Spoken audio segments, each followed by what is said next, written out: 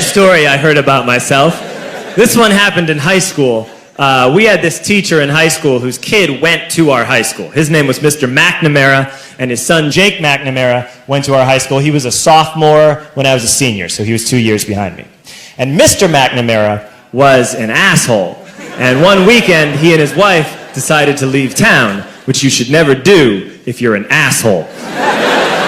And Jake McNamara decided to throw a party at the teacher's house. Hooray! And everyone around town heard about it, and we all got up individually and thought, okay, let's go over there and destroy the place. I walked into this party, everyone I had ever met was there, and everyone was drinking like it was the end of the world.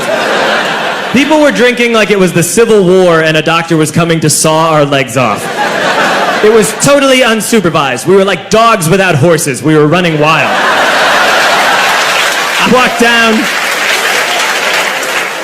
walked down to the basement. They had a pool table in the basement. One dude took a running start and threw his body onto the pool table and broke it in half. Another kid found out which room was Mr. McNamara's and went upstairs and took a shit on his computer. So the party was going great. I'm standing in the basement and I'm holding a red cup. You've seen movies. And I'm standing there and I'm holding a red cup and I'm starting to black out. And I guess someone said like, something, something, police. And in a brilliant moment of word association, I yelled, fuck the police! Fuck the police! And everyone else joined in. 100 drunk white children yelling, fuck the police. With the confidence of guys who have like already been to jail and aren't afraid of it anymore.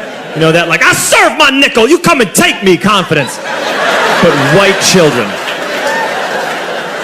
The reason someone had said something, something, police was because the police were there.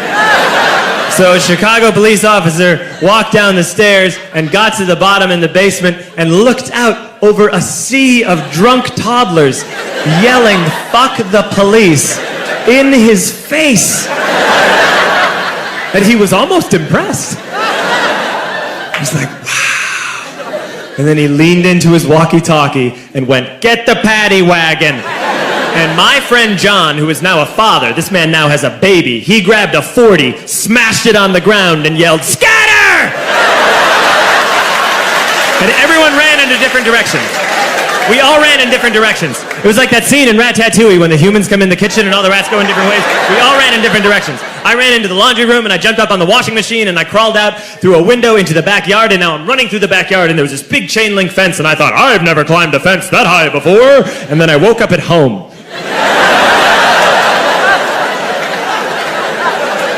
On Monday, I went to school because that's what we did back then. And I'm walking into the school building, and who do I see but Jake McNamara? And he says to me, hey, were you at my party on Saturday? And I said, no. You know, like a liar. And he said things got really out of hand. Someone broke the pool table. Someone took a shit on my dad's computer. But the worst thing, he says, the worst thing is that someone stole these old antique photos of my grandmother, and my parents are freaking out about it. And I had that thought that only blackout drunks and Steve Urkel can have.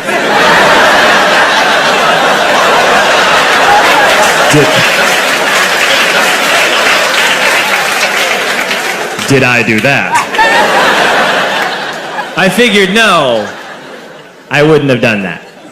But I was never sure until 2 years later. Relax. I'm playing video games with this kid named Alex that we also went to high school with. 2 years later, we've graduated by now. We're playing video games for a couple hours. And then Alex says to me, hey, come here, I want to show you something. And he takes me into his bedroom, and then he takes me into a side room off of his bedroom. Never a good thing to have. And he shows me a tiny room that is covered wall to wall in stolen antique photos from different people's parties over the years.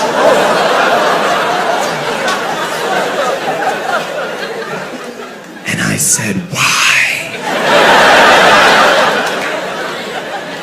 Why do you do this?" And Alex said, "Because it's the one thing you can't replace." My friend Mondo tells me, Gabriel, you know what? Felipe is always messing with us. Why don't you mess with him? I go, what should I do? He goes, well, why don't you crank call him? I go, dude, that's a good idea. Like a little kid, right? I picked up the phone. I was like, doot, doot, doot.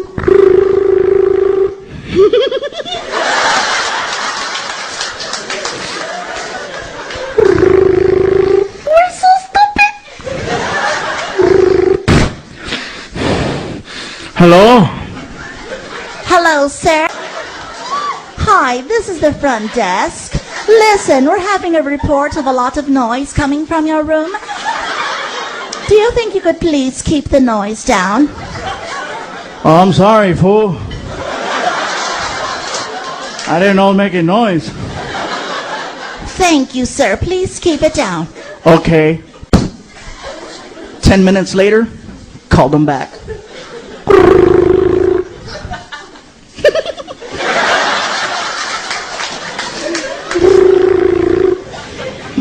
Shut up, dude, shut up.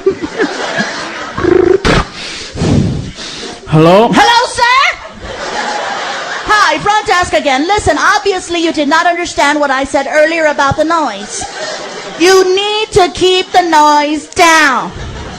But I'm not making... Sir, listen!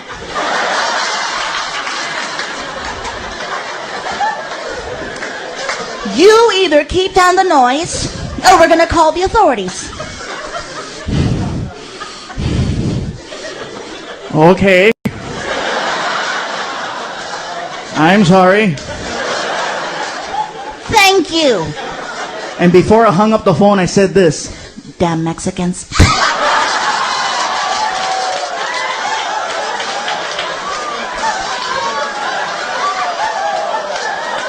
Woo! You guys swear to God, the Mexican Revolution started all over again, man. He was mad. He came running over to the room, right? He started pounding on the door, right? Open the door.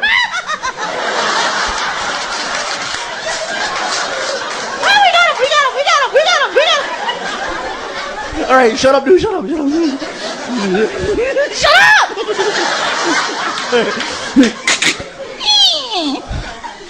What's up, dude? Fool, you're not gonna believe it. This hotel is racist. Really? Why do you say that? Fool, I lay at the front desk. She doesn't like Mexicans. Well, what are you gonna do about it? Fool, I'm gonna go shoot her. Dude, don't go shooting anybody. Maybe you just need to go talk to her. Mondo, tell him, yeah, you should go talk. Fool, that's what I'm gonna do. So he starts walking away. I'm like, Mondo, we gotta see this, right? So we start following him towards the lobby, right? Felipe gets mad halfway and starts running. I'm like, dude, don't run. Me and Mondo, Hercules.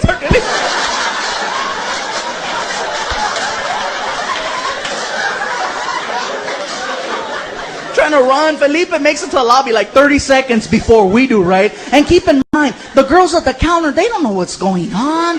They're doing their job. They're checking people in. They're giving out keys, right? They're like, Okay, thank you. Please come again. Okay, here you go. All right, here's your key. Sign here. Okay. and here comes Felipe, right? Okay. Which one of you bitches said Mexican?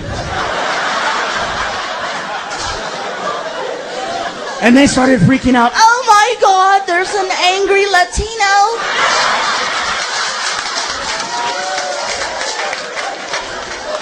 Oh my God, look, it's not my fault the Raiders lost, okay?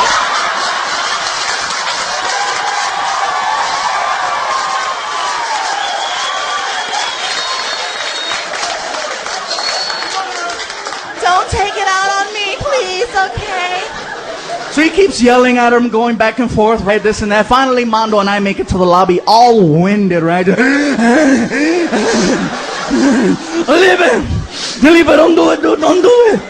Fool, shut up, you don't know what's going on. Felipe, I can explain everything.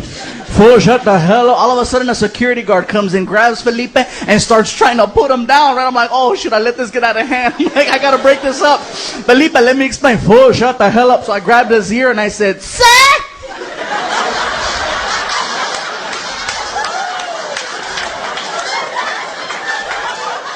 You're gonna need to keep the noise down.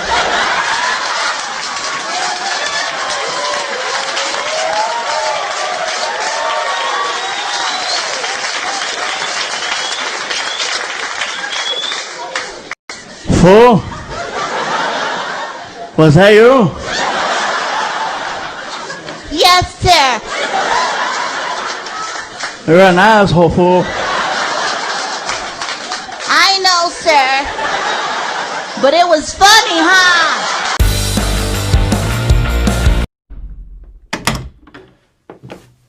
Hey, Tom. Ham! Damn! Dan! Hi, Dan. Do you want ham? I don't have any ham. What are you doing here? I live here. Great! Did your hair lose weight? What's in the living room? What is the living room? Did you get new arms? Move out of the way. No!